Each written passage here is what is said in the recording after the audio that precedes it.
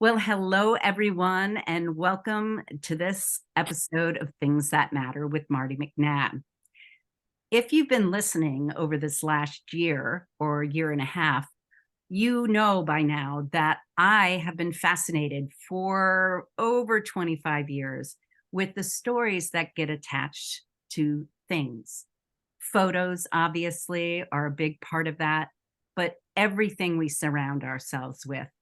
You'll see today, and if you're watching on YouTube, I have Things That Matter, whole bunch of objects behind me, and they have stories attached to them. And if you're also watching, you will see that my guest also has a bunch of objects behind her. And I'm sure every single one has a story to tell as well. But we're not going to know all the stories of all these things, but we will talk about one particular thing. But before that, I want to give you a little background about how I met my guest. So Sharon Wunder showed up in probably a breakout room in our last minute. We were all thrown together on a virtual conference for the photo managers. So, yep, 3 weeks before the conference, the leader or the founder of the photo managers had to make an important decision, and that was, do we cancel the conference altogether or do we go online? And she chose to go online, and I am so grateful that she did. I met so many great people, and here we are, the beginning of a very scary time. COVID, we didn't know what to expect, what was coming, but every time I found myself in a breakout room with Sharon, I felt okay. I felt safe. I felt her smile, her energy, her warmth shine through. And so we continued a friendship over the year, and then was so grateful to finally meet her in person at our Denver conference in 2022, was it? 2022. Oh my God, has time gone so fast and so much has happened. But without further ado, I want to welcome Sharon to the stage and to share the object, the thing that matters to her. So take it away. Thank you, Marty, for having me today. I know it took a lot of little bits of scheduling to get me here, and I appreciate your patience. Wanted to be here. Wanted to share that conference is one of the most important things to attend. And yes, I got to meet you when you introduced the speaker, which when I heard you talk, I was like, your energy is just gracious. I could tell right away you were kind and that I wanted to get to know you better. So I reached out and said hello, and we started our friendship there. And I say the biggest gift that you probably gave me was sitting at those tables at dinner, and you left for a second. I'm like, wait, where'd my friend go? Chairs gone, and you came back with a fan for me, which was the best thing that I could have ever had when you start getting perimenopause hot flashes. So your kindness was lovely and got me through the rest of the conference. I became a certified manager in 2021, which was amazing. And I was so excited to meet my friends, meet all the people. And I was going. And then I got sick. And what I found out is that I have glioblastoma multiforme. It's not a name that you want to hear. It's not a diagnosis you want to deal with, but I'm getting through it. And the way I feel like I'm getting through it is by doing those legacy projects. You know, you start to realize that you've got to tie up loose ends. You wonder why you started collecting watches your whole life, because you realize you didn't have time. And it's just such beautiful hindsight, right? You learn so much as you go backwards. But I feel like as I was doing these legacy gifts, legacy was not a word that felt warm to me, and I couldn't figure it out because I would read it, yeah, legacy, whatever. To me, that was financial, and it was transactional. I was like, how do I take that word and warm it up? And I learned that if you do goodbye gifts, you can make some love through it, and then you've got little love messages. So as I'm wanting my kids, I have 3 in the 20s. I want my kids to understand they'll be okay and create things that are closure as I'm closing up my life. So I kept making things like, Marty got to see it. One of the things that I do every year is buy a village and put it in my fireplace mantle. And it got so overwhelming and cluttered, nobody knew what it was. They weren't looking at it anymore. So I took a picture of each one last year or 2 years ago in Denver and created an album out of it with the story. So the actual photos next to the village that would tell like a yearbook story of that moment, why I bought that for that year at the holiday. And now people love to look at it. The kids come over, they show the book, and it's being used much better. So Oh, things like that, where I was able to protect my whole photo library. And once that was done and culled from 52,000 huh. pictures, I'm a photographer, so it was like, you can't get rid of a photo. And then you realize that you need to get rid of some photos. Oh, yeah. So I cut it down to half of that to tell the good stories. So now Wow. I'm at 25,000. And when that got organized and categorized, then it was so easy to do the photo projects because it's done and I can reach for them, I can find them. So Right. then as I do it, I'm realizing, the other thing that happens is there's a pattern in the story. My daughter had shared with me that she doesn't think that there were a lot of pictures of mother-daughter together. So as I'm editing, I'm tagging and keywording, realizing that I'm going to be making a photo album for her to show her Oh, that I was involved in her life, that I was there. She just never really looked back to see them. So I feel right. like those patterns start happening when you're working with the photos. So as you're organizing, you come up with these ideas. Right. Um, so then the other thing, and I know Marty and I have talked about this, that I'm just not necessarily connected to things. I used to be a Feng Shui not a photo organizer, but a Feng Shui cleaner outer. So somebody who had a lot of clutter, I loved going in there, repack. Somebody who packed, moved, I love to pack and unpack. Uh-huh. Not a lot of people like to do that, right? No. But I just have so enjoyed looking at my stuff. When we first got this book, Things That Mattered, I'm like, I feel like I only have one thing that really matters to me, and that was my first photo, my first piece of art that I had ever done in my life.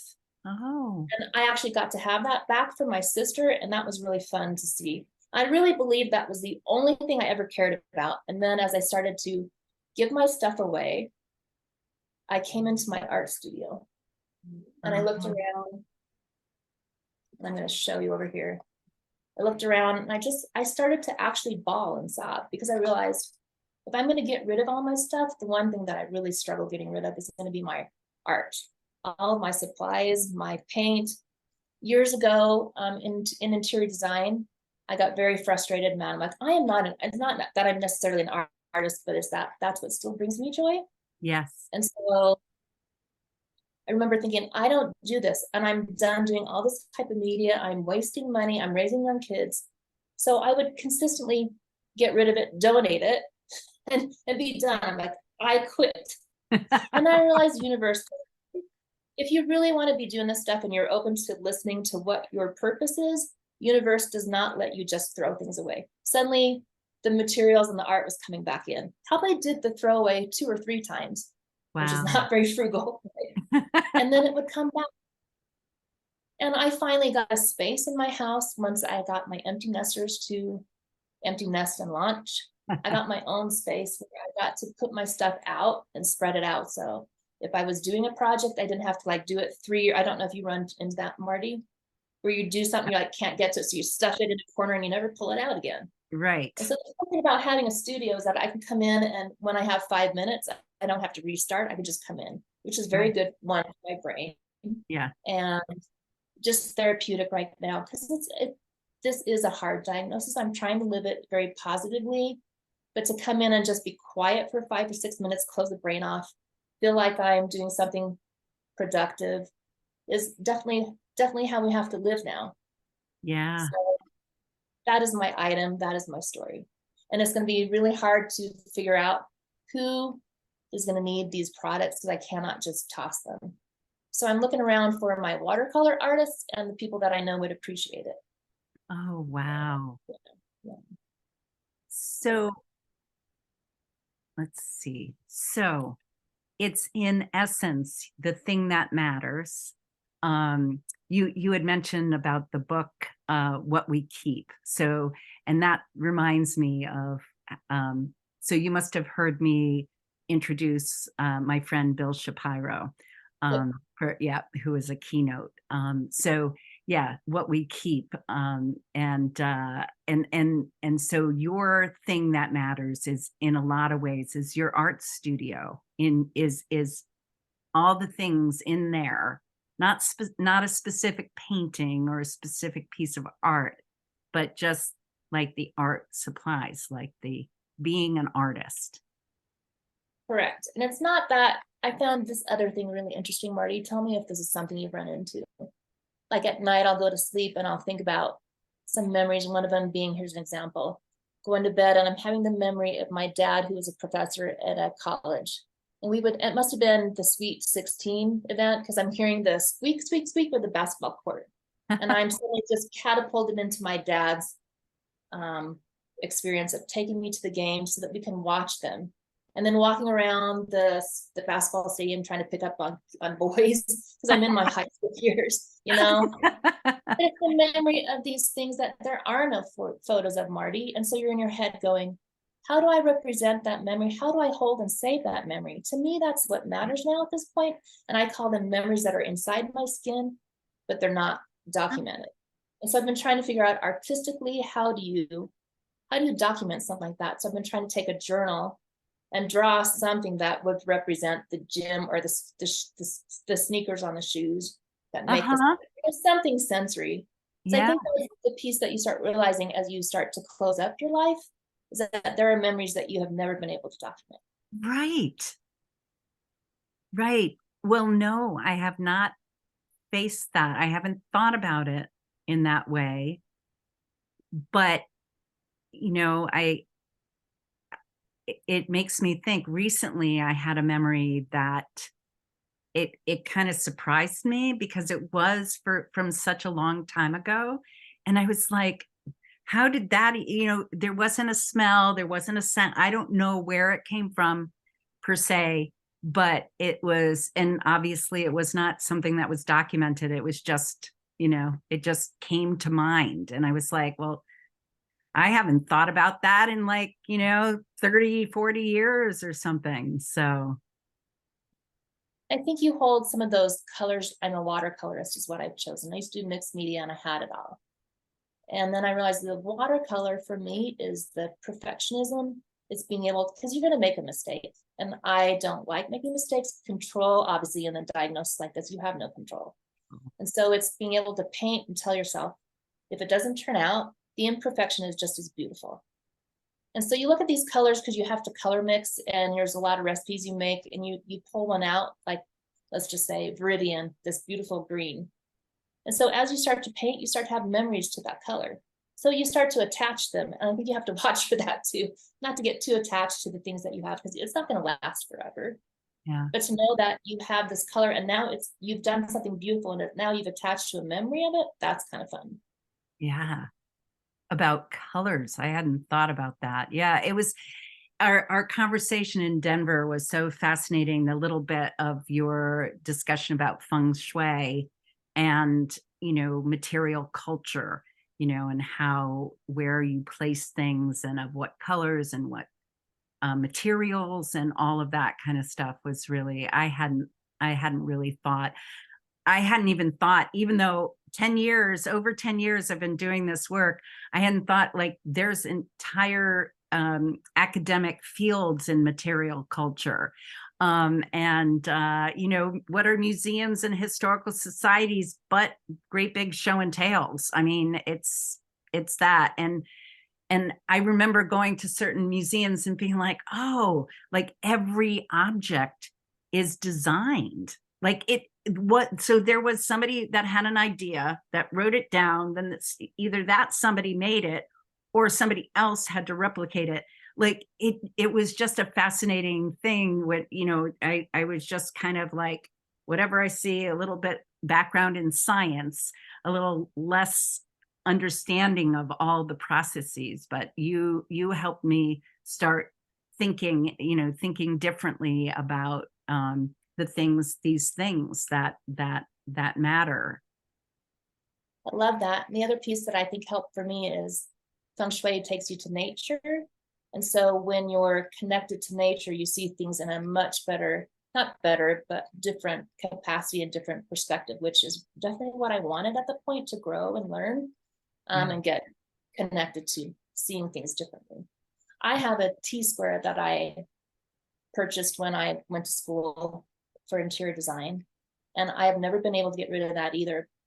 Huh. But because it's just you might want to use it again. You have the frugality of there's that meaning to that T-square and all the hard work and tears, especially my lighting class that you had to get through. And if you throw it away, you definitely don't want to buy another one of those. So that's stuffed up. I haven't pulled it out for years, but I know that it's up there in the basement. Yeah. Wow. Wow. So it's like you're you're having the opportunity. There's a film called 360 Hollywood or something along that line. So that talks about excavating, the sense of that same experience of excavating your life.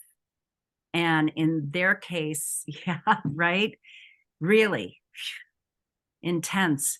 But in their case, there were two grandchildren that were charged with the work of going through their grandmother's house.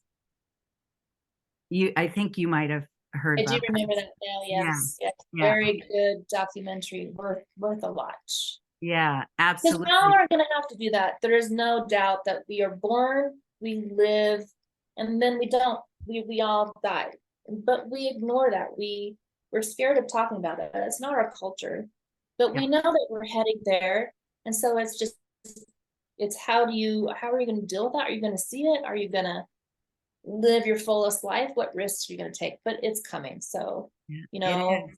getting your affairs in order, organizing yourself is a huge deal. And Absolutely. eventually you're going to have enough loved ones life. Yeah. And it teaches us so much. Yeah. Wow. And I know I loved what you talked about legacy. And yes, that, it has such a, when you look it up, it has such a, like finite, like just, financial, like it always seemed financial or legal. And I love this idea about, like, and whether your children will at this very moment appreciate that or understand it or whatever is irrelevant. What was important is that you do that, it's a gift, and that they can take it from there. And it may not, hit them in the same way as it did you creating these gifts, these legacy gifts for them, but you never know, it might not be them, it might be their children, right? We don't know, but like you said, putting the personal into the history, into the legacy is so important. Right. Marty, one of the things we talked about was being able to do things that were inside of our skin, right? That we don't feel. And so I figured out that monthly I write a newsletter when I go to sleep, and I have this memory that I don't have documentation to. And I know that they don't care about it right now. They're so busy living their 20s Yeah. that I don't want to interrupt that, but I'm writing the story. And then the last bottom part, I'm doing from my photo collection, some sort of something like I sewed a lot. So I made a slideshow to Ah, show that at the bottom. And again, I'm not assuming they're going to look at it, but I'm keeping it in a booklet. And so when they get older and they care, they can go in there and they can enjoy it. So the writing has been very important to me too. And I love being able to do that for them. oh, what a gift. What an amazing gift. And speaking of gifts, I know, and I'm going to probably go out of order a little bit in publishing this podcast, but I know that you have a big gift that you're giving our community of photo managers, or what I refer to myself personally as a legacy artist, which I think was is you as well. So I think, I love that idea, right? Legacy artists, that's what we're about. So will you share a little bit about Love this? to share that. Can I add that I've got a little Banksy energy, little legacy artist Banksy? Can we do that? Like a photo bomb, love messages.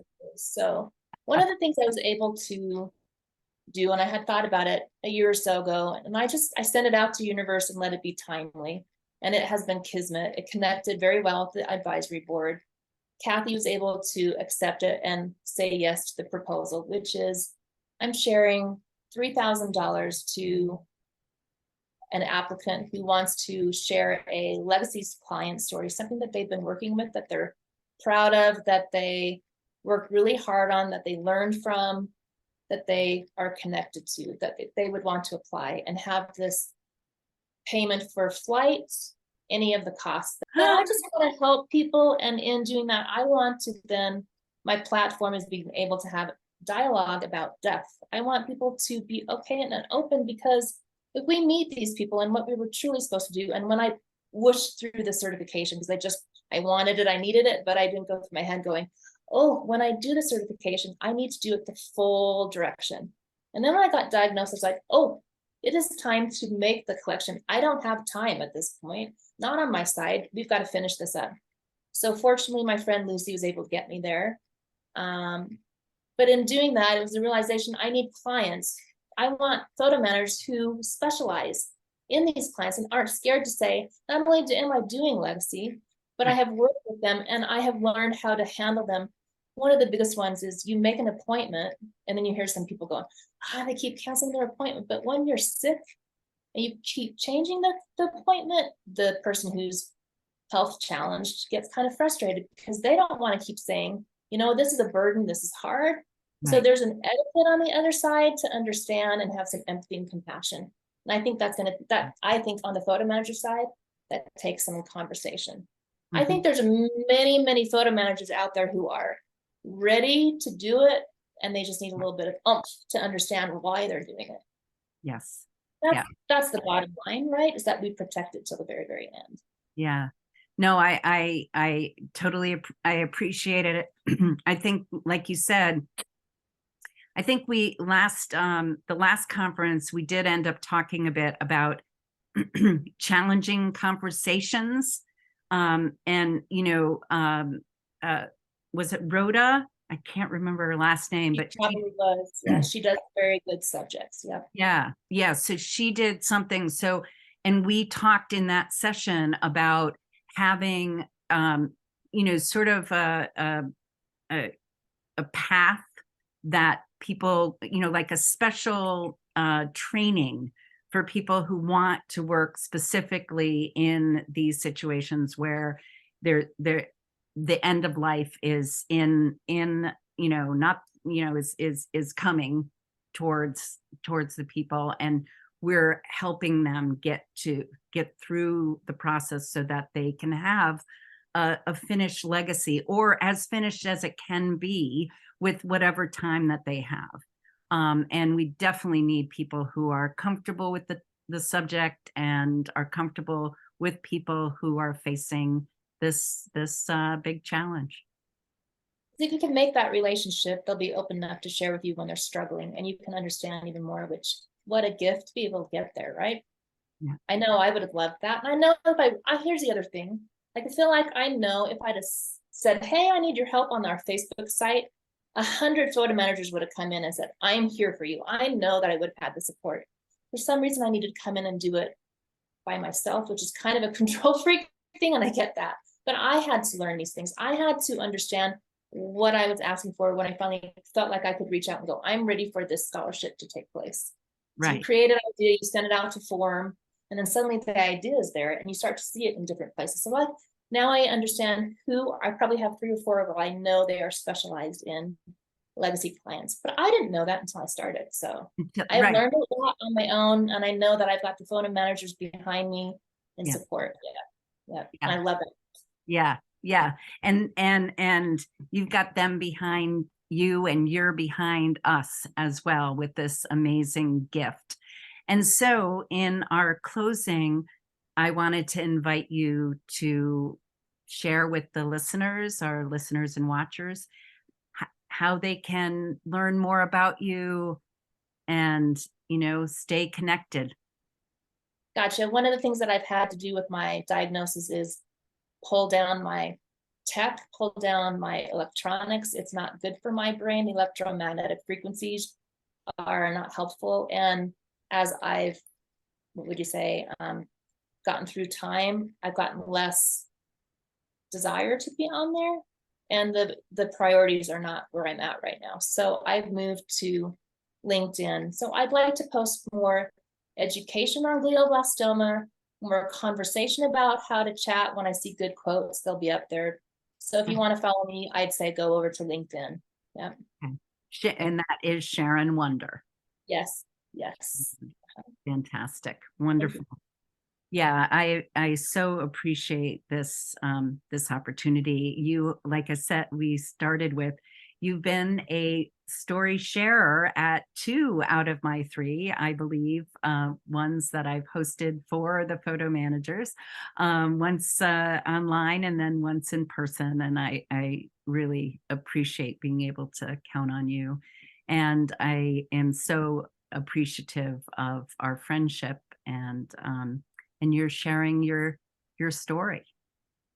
Thank you for giving me the time to do that. I feel the same way, Marty, and thank you for your friendship and letting me be here today to share some of my insights. As scary as they were, I made it through. We did it. Thank you. You more than did it. You more than did it, for sure. And so grateful. So for everyone, thank you. And I don't do this very well. It doesn't really look like I don't have a hand, so it doesn't. I never can do it quite well, but My um, OT. oh, that's great. But thank you everyone for listening and watching today's episode of Things That Matter. And as I've mentioned during this interview, I host story sharing gatherings called Show and Tales, or AKA Things That Matter. And I host them virtually, and I also host them in person. And I have done them several times for the photo managers, but in 2024, I'm shooting for bringing them to a bigger, other conferences around the country. And I really would love to have you join me for an in-person one, or a one at a conference. And also, you are always welcome to invite me to host an event for your family, for your congregation, for your community, for your family even. I think this could be a fun thing for weddings. And obviously it also has been used for memorial services and funerals as well. So without further ado, I just want to thank you so much again, Sharon, for sharing this time with us. Thank you. Take good care.